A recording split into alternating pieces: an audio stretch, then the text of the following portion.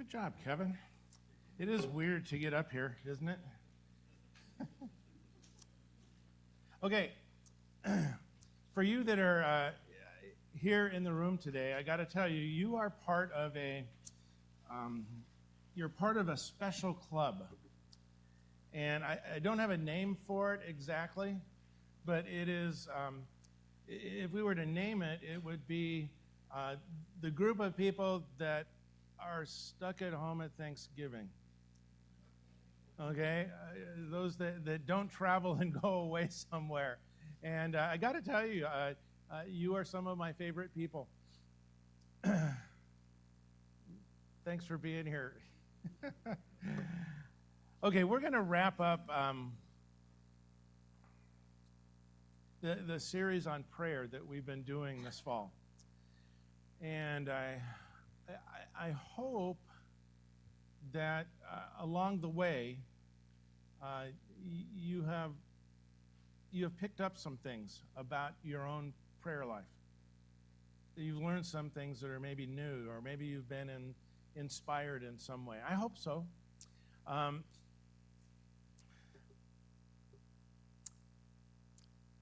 In my young spiritual know-it-all days, I think I may still be in my know-it-all days. I'm just not young. But when I was young, I thought I had this whole following Jesus thing down. Thought I did. And I was often not shy to tell people what they needed to do, how they could follow Jesus. It kind of came with the territory of being a youth pastor. I'm kind of ashamed of some of that when I look back on it. One of the things that I would do is that I would often sit where you are, wherever it happened to be, and I could find myself being silently critical of the way that people were praying. I sometimes wouldn't listen to their prayers per se. I would listen to things about their prayers and maybe think in my head how I would do it better. It's hard to remember some of that, but I know that I did that. I remember the lengthy prayers that were offered up by the religious stereotypes in my church who prayed from the front of the sanctuary on Sunday mornings. I remember what they looked like even to this day. I remember where they stood, how they postured. I remembered, as I was thinking back, there was one guy when he got up to pray every week, he would pull out a little book and he would read what it said in the book. I was awfully critical of that when I was young. I've told you somewhere along the line in this series that the way that I pray the best is by writing my prayers. I had some lessons to learn. But often those prayers that they gave sound like men who were, sometimes they were lecturing God in their prayers, telling him what he needed to do. Or some of my favorite prayers were guys who would get up and retell the 3 points of the sermon in their prayer. Look, I remember this stuff. And I guess they were doing it out of a heart for those people that they thought didn't hear it the first time. So they needed a little help along the way. To be honest, it took some time and it took some growing up before my own prayers became something more than just saying things about God. Um, it's pretty easy to let your prayers, especially if you are called on to pray out loud in front of people, which is, I'm going to tell you, it's terrifying. It is absolutely terrifying. And there are only small handfuls of people that like to do it.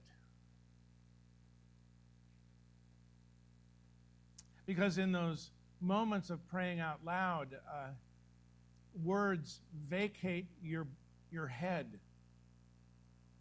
You can find yourself becoming tongue-tied, wondering if what you are saying is the right theology, wondering if what you're saying is even understandable.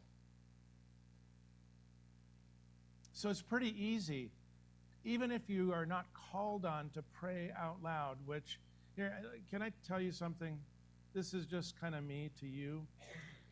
If somebody asks you to pray out loud in a group, it is perfectly okay to say, no, I would rather not. There, you have permission. You don't have to. There are no extra stars in your crown when you get to heaven for how many times you prayed out loud. It just, because sometimes the fear of praying out loud creeps into the fear of praying in silent, and our cold, sterile, confused out loud prayers can turn into cold, sterile, routine, personal prayers. I know you know what I'm talking about. And that's why we wanted to do this series, is to try to be realistic about it. To be honest,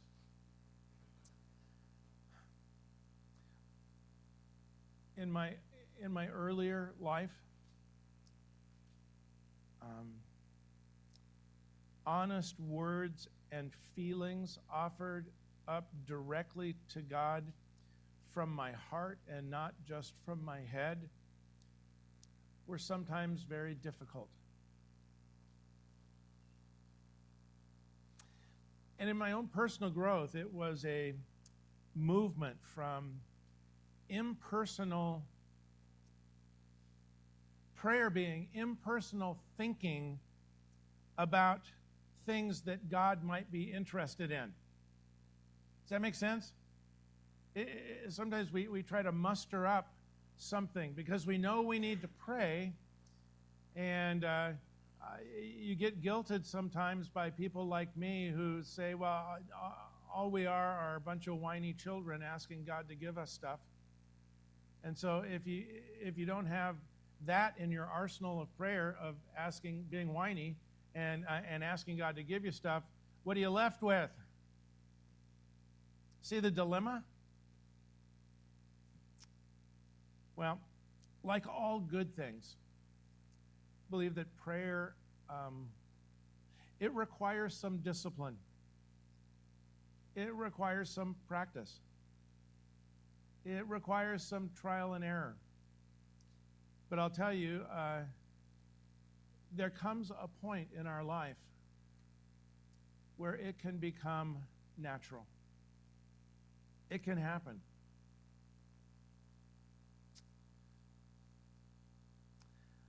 I learned this from, in the Christian world, he was a pretty famous author and journalist. His name was Phil Yancey. And I wrote so many books. And if I would highly recommend reading him. He things that I struggle to say to you, he writes so eloquently.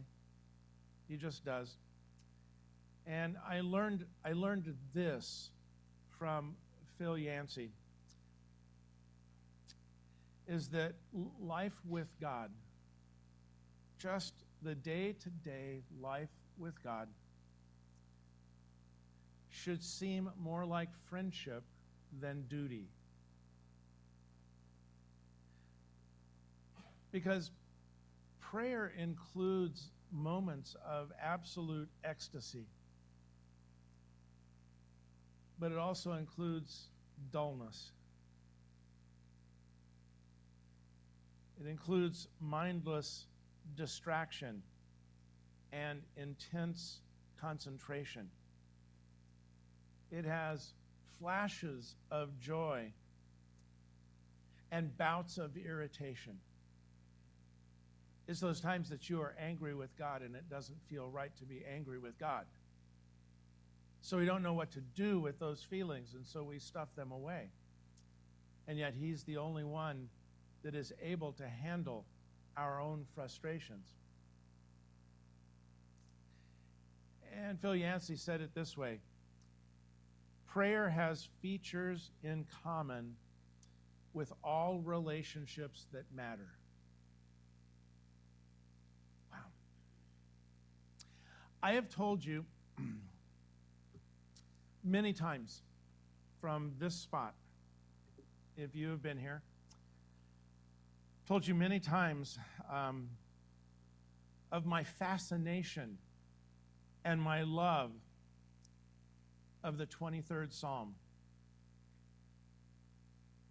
I think if I were to look back at the topics that I return to frequently, it is the substance of the 23rd Psalm that may be the first one on the list. How it's the words of the 23rd Psalm literally changed the trajectory of my own theology.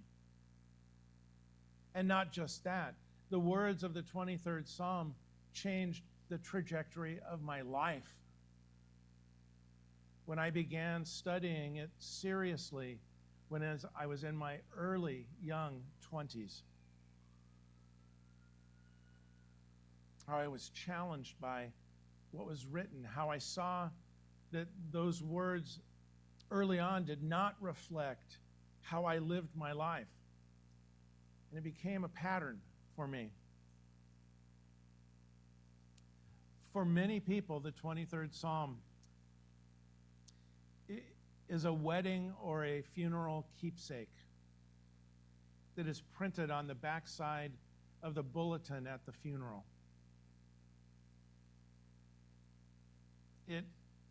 The 23rd Psalm is this symbolic free verse poem that we look back on with warm sentimentality. When somebody reads the 23rd Psalm, our insides just go, oh, I remember that. Instead of seeing it as a treasure chest full of wisdom for anyone who would look at it below the surface. So there's my challenge to you. If you are wandering around right now, not knowing where to start your new personal Bible study, if you are in that spot in your life where you know you ought to read the Bible, but you just don't know where you ought to read out of the Bible, and so you lay it on the table, and wherever it falls open, that's where you start reading. Or you decide you're going to start in Genesis 1, and you get all the way up into about the 14th chapter of Leviticus, and you go, I'm out of here. Okay? Look, we've all done the same thing. I'm going to tell you right now, and again, if you need permission from somebody that stands up here in front, I am giving you permission to read the 23rd Psalm twice a day for 3 months. Don't read anything else. Don't let anything else in the Bible confuse you. Stay focused on that. Read it in the morning. Read it before you go to bed. Let the words sink in. Might even want to take out a little bit of a little journal and write down thoughts that reading the 23rd Psalm brings to your mind. I promise you, you'll be a different person. Look at the very beginning of the 23rd Psalm. The words are so familiar. The Lord is my shepherd. I shall not want. He makes me lie down in green pastures. He leads me beside quiet waters. He restores my soul. He leads me along the right paths for his name's sake. We have studied and considered the depth of these verses many times. But I want you to look at something today that you may have never noticed. In the first three, this is Psalm 23, verses 1 to 3. In the first, I forgot to put it up there. I just realized that. Sorry about that. But these are the first three verses. In the first three verses, 5 different times, King David refers to the Lord using the more impersonal third-person pronouns. This is English class for you guys. Pay attention. The impersonal, personal third-person pronouns, he and his. You see it? The Lord is my shepherd, I shall not want. He makes me lie down in green pastures. He leads me beside the quiet waters. He restores my soul. He leads me along the right paths for his namesake. But look at the next 2 verses, okay? This is verse 4. Even though I walk through the darkest valley, or the valley of the shadow of death, I will fear no evil, for you are with me. Your rod and your staff, they comfort me.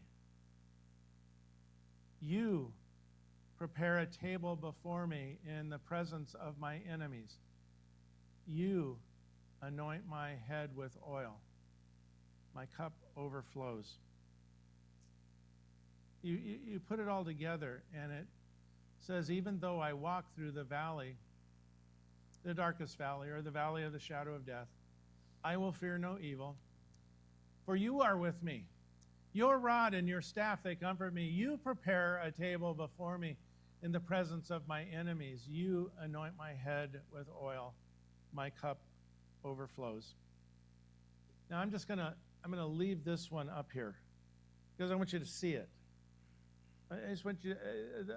I want those words to pop out of this for you this morning. And I'm not positive. What I've learned in this is some great new revelation that I'll write in a book and get a lot of money. No, this is just me. This is just me looking at this again, trying to draw something new out of it. But I'll tell you, this is what I see. After going through the valley, and we all understand what the valley is. It's that darkness that we all go through many times in our lives. After going through the valley, David, in verses 4 and 5, refers 5 times to God using the second person pronoun, you and your. The more personal way of talking. Look, David was no longer, in this psalm, he was no longer talking about God, which is what he did in the beginning of it. He was switched. Right in the middle of it, he begins talking to God. He moved from about God to God. And I wonder I just wonder if somewhere in that valley, that last valley that prompted David to write this psalm, I wonder if David somehow came face to face with his shepherd. And that encounter shifted his relationship with God to a whole new level of intimacy. There's something happened out there in the valley. And instead of being consumed and overwhelmed and overcome by the events in the valley, David stopped and began to see his shepherd in a whole new light. You know, it is not unusual, and you know this to be true. It's not unusual to find people of faith who have come out from the valley as broken people. In this new era of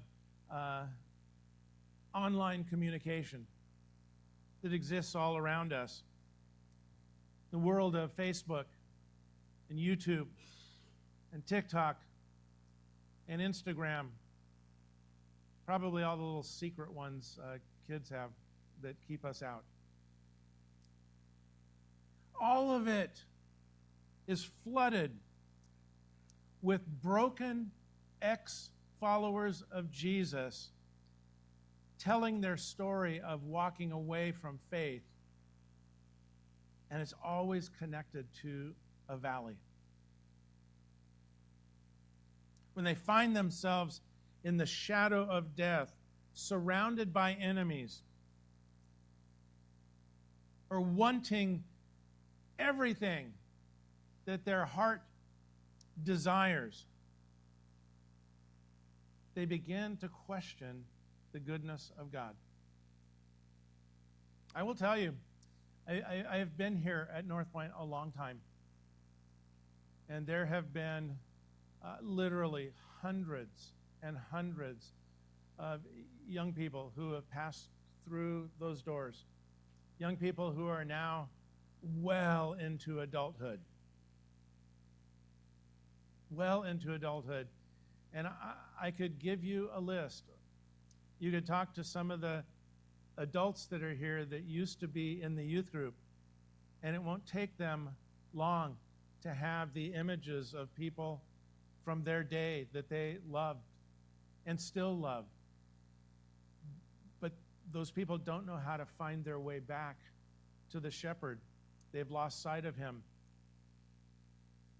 And it's most often connected to being overwhelmed in a valley. And they had no other place to go but away. And I'm here to tell you it does not have to be that way. We're all at risk of that happening. We're all one valley away from going, this is too much. I cannot handle this. So here's a lesson this psalm has taught me. Picture in your mind a first-time newbie rock climber.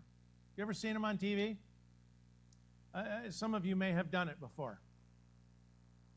Believe it or not, in my younger days, I not only rock climbed, but I led young people on rock climbing trips out in California. And here's what happens. Even after the newbie rock climber packs up all of the stuff to begin their climb, and I'm telling you, it is a lot of stuff. You pack up ropes. You got special shoes. You have a protective harness that you get into like a pair of shorts. You have 10 or 12 different sizes of metal carabiners. You know, the locking hooks that you make. You make places on the rope to hook onto. and then you hook onto the rock, because you have bought also things called chocks, pitons, places and things that you can put into little cracks and crevices, and they have little ropes coming out from them, and you can hook your carabiner onto that so that you don't fall. You have a belay apparatus. It's the one thing that lets you go backwards. You know, you normally are climbing up, but to belay somebody means you slide the rope down and you can back down the rock and go over to another spot. And it's fascinating. And I'll tell you, once the newbie goes and hooks into the ropes, has all the stuff on them, he will not fully trust his gear until the first time he slips and begins to fall and realizes that gear has caught him, has saved him from falling 100 feet down the side of the granite face. It's not until that moment where you, it's this, in rock climbing we would call it a crux move. Until you have a crux move where you are suspended and you are completely out of control of your climbing experience, and you have to back away and let the rope save you. Till you have that moment, the rock climber's life is literally hanging by a thread. And when it holds, there is a whole new life, a whole new appreciation, a whole new level of trust. And I've held on to that story my whole life. It may be very similar for us. It may only be as we travel through the darkness of the valleys, when we are stripped of our security, our strength, our supply, our control. It's only at that time that maybe that we will finally come face to face with our shepherd and know for certain that he will never fail us. As part of life. Maybe it's there in that moment that real intimacy is born. Maybe it's there we can really learn how to pray. Now, don't think that I'm telling you to go by a rope and jump off a rock, okay? Because the rock and the harnesses and the carabiners are really just illustrations of life. That's all they are. Listen to this. The 23rd Psalm is not the boast of a wannabe spiritual giant. Not at all. Many of you know the story of David because you have read it many times in the Bible. It weaves in and out. It's such a wild and crazy ride that King David was on. But the 23rd Psalm is not a testimony of a trouble-free life. Far from it. David was a neglected, ostracized boy, shepherd boy, overlooked, overshadowed by his own brothers in his father's house.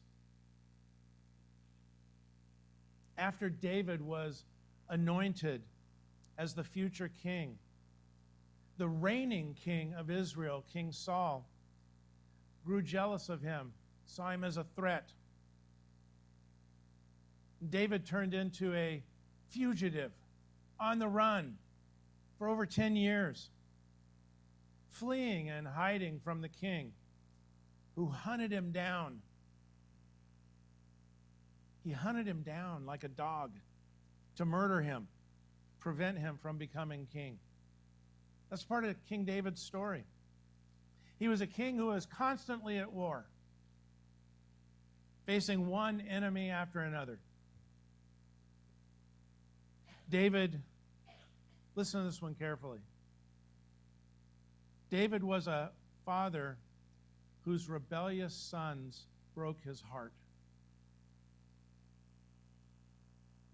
One of them even forcing his own dad to live in exile as he, his own son, sought to overthrow him as king. And yet, don't miss this, David says, my cup overflows. How does that happen? Well, I think it happens with maturity. I think it happens with perspective. I think it happens because he went through it. That was his life. Let me wrap this up. This this series that we've done on prayer. I want to wrap up with this. It's not huge. It is something that you can take with you. I want to remind you of a simple truth. When you walk with Jesus, your cup is not empty. You got it? When you walk with Jesus, your cup is not empty. God will pour his favor into your cup. And I'll tell you this, it won't be just a sip. It's not how God's favor works. God fills our cups to the brim. That's what overflow means. But he doesn't stop there, because the other part of overflow is that it spills out of the cup.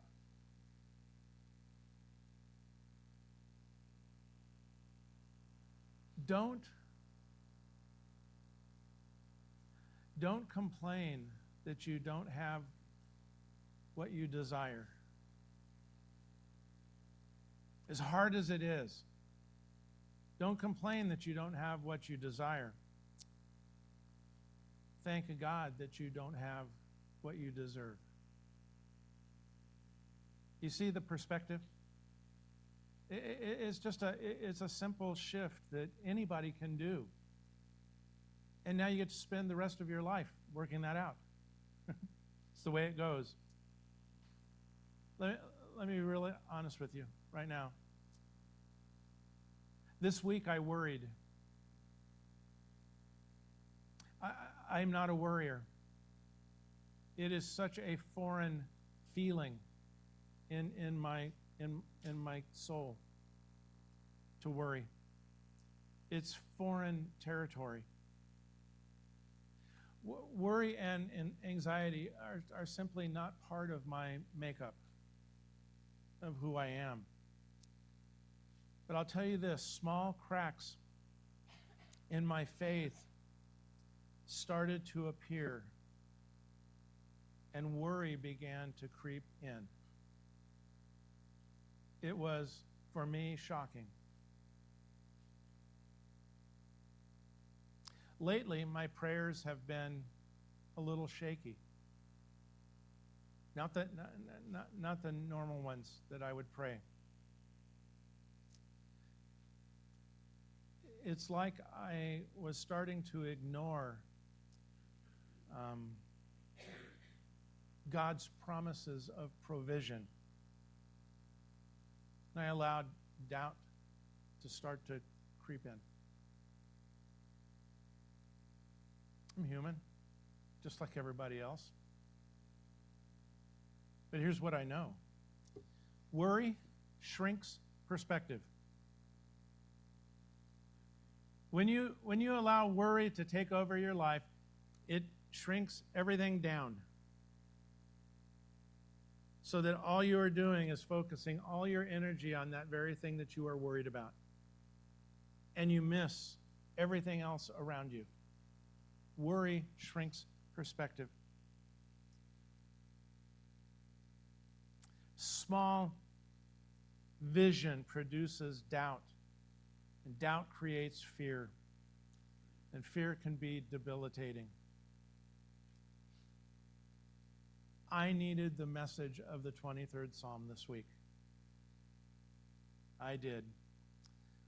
I suspect we all do. So you have something to do.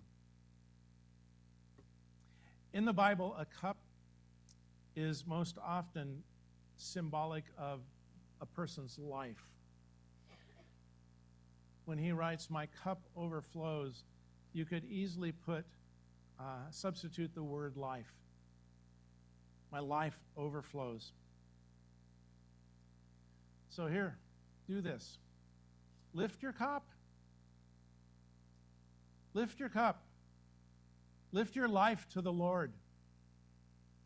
You may not know how to do it. Well, go out there and try and fail. It's what we do. But lift it up to Him. Our lives are not greater than God's reservoir of goodness. Take that to the bank. Our thirst is not greater than God's supply. Our needs are not greater than God's provision. Our weakness is not greater than God's strength. Our hurt is not greater than God's comfort. And our sin is not greater than God's grace.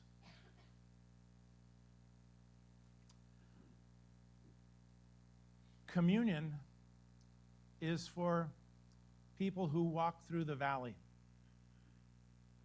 I am convinced that in the grand theological scheme of communion and all the events that happened on the night before Jesus went to the cross, and He and the Father were discussing all of the different aspects of atonement and sanctification and glorification and all the shuns of the Bible. Apparently, I think they were having that conversation. In the midst of all of that, there came this moment where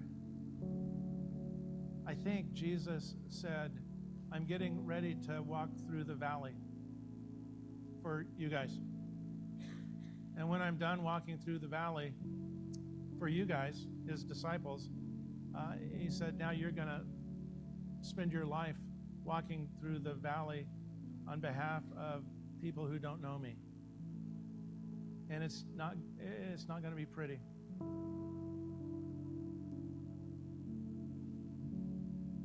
And then He took the bread and took the juice and passed it to His disciples and said, "Do this in remembrance of me. Don't ever forget me." We are people that are connected by our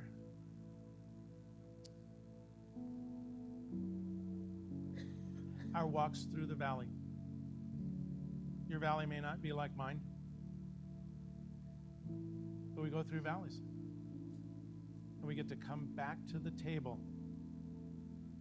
and lift that cup of the juice representing His blood shed, and take the bread representing His life given. And we get to remember who's on the other side of the valley. Got it? Got it. And we're connected with each other. I don't know who's going to do. You guys going to do? These guys are going to pass the trays. Everybody here is welcome. Anybody is welcome to share in the bread and the juice. So a little cup, 2 cups stacked on each other. Take them both and spend some time. We've got some words and prayers up here that'll help you.